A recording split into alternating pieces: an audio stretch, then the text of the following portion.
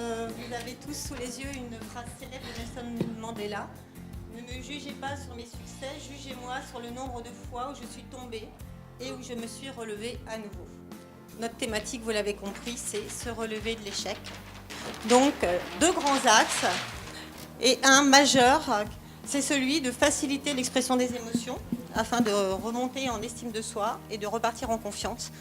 Et une deuxième étape qui est plutôt celle de justement la valorisation de l'échec, c'est qu'est-ce qu'on peut en faire pour que ça ne se reproduise pas et pour que ça soit lu comme un événement positif. Il faut se mettre en position, déjà on est en échec collectif, donc toute l'équipe est déçue, on n'est pas bien. La première chose à faire, c'est qu'on va regrouper l'équipe dans une salle, on va refaire voilà, quels étaient les objectifs du projet, on fait une cérémonie. Donc là l'idée, c'est que chacun va devoir partager ses émotions.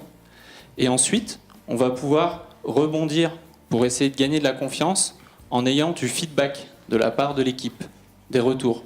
La première chose, c'est qu'on va distribuer des cartes et chaque personne, enfin chaque membre de l'équipe, va pouvoir exprimer son émotion par rapport à cet échec.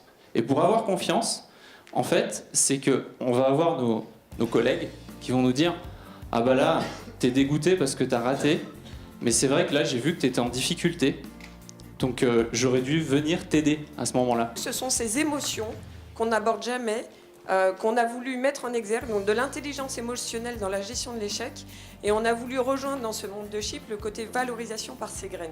Et nous allons donc laisser germer cette idée en vous pour le reste du temps que vous avez.